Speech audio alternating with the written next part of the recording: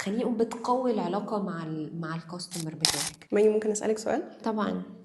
هو ليه دلوقتي بقى مهم لكل البراندز ان هي تعمل لها كوميونتي زي مثلا مجال التريننج؟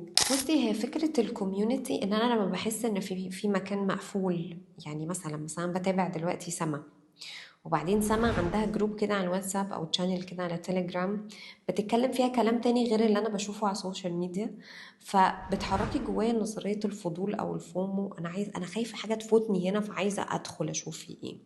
فكرة الكوميونتي بتسهل على بالذات الترينرز ان هم يشيروا their experience، ويقدروا يبيعوا البرودكت، الديجيتال برودكتس اللي هم بيعملوها زي الكورسز وهكذا. خليقه بتقوي العلاقة مع الكاستمر بتاعك، لان هو بيحس بحاجة سبيشال.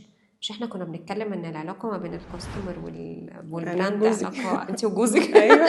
علاقة مرهقة، محتاجة طول الوقت ان انت تنفستي. فهي حتة كده من ان انا بديكي حتة زيادة، بديكي بميزك، بحسسك ان انت مهمة بالنسبة لي.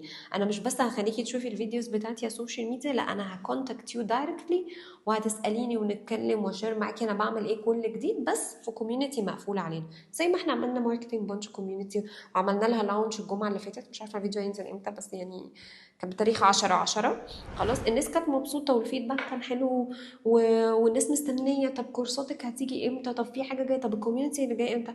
فهم حسوا ان هم خصناهم بحاجه معينه، فدي حته بتبني بوند اكبر مع الكلاينت بتاعك وبتفلتر لك. يعني انت لما بتستهدفي 100 واحد، 100,000 واحد، خلاص تلاقيكي ب100,000 بتبيعي ال10. فانت في بقى ما بين ال100,000 وال10 في فانل، دي الاويرنس وده الاكشن. خلاص، عندك انترست وكونسيدريشن، انت بس بتعمليها بالكوميونتي. فهمتي؟ بتحطيهم بتقللي ال100,000 دول ل 50 60 واحد عشان تاخدي منهم 5 6 تبيع لهم. فهمتي؟ فهي يعني لعبة ماركتينج ذكية كده، بس الناس هتطلع من الكوميونتي دلوقتي. لا اوعوا يا جماعه.